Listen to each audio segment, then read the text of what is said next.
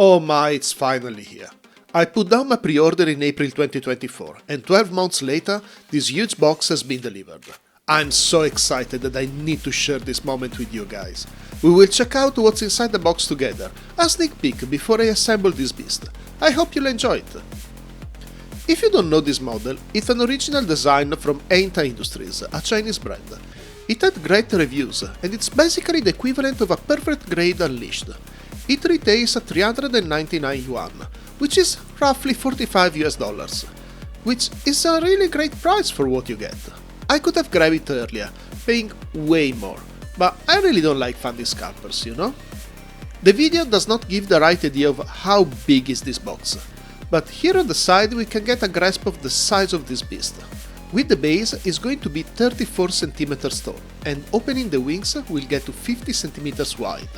The Master Grade Satzabi is 24 cm, just to give an idea. On the back we can see some features, and the most important one too, an English translation of almost everything, which is gladly welcome.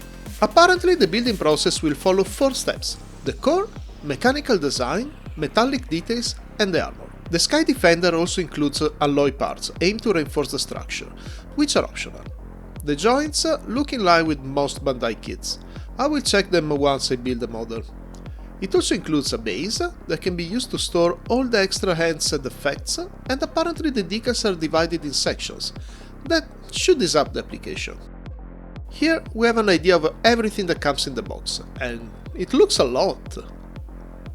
Let's now check out the inside, starting from the manual. The book is pretty thick and comes in full colors. We see some details of the 4 already mentioned stages of building, an index and a content list.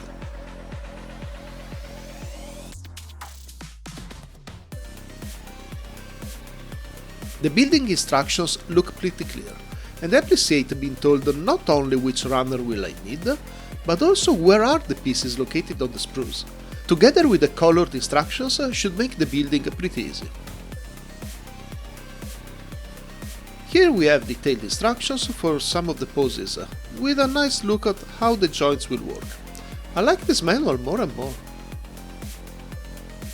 We have a section dedicated to the water decals, which are divided by area. I can't tell you how happy I am about this feature.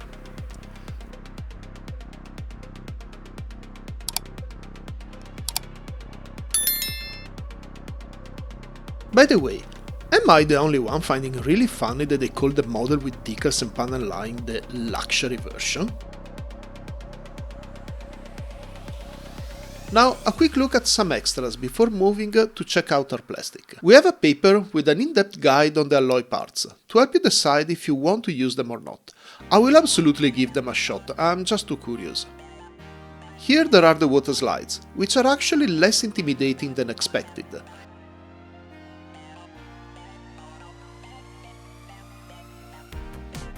And the edge details. Okay, time to take a look at this mountain of plastic. I won't check every single one, cause it's just boring. But I will take a look at the base and the metallic ones. Damn, this base is huge. Let's take it out. I'll use my hand to give you an idea of the size. Trust me, it's bigger than you think.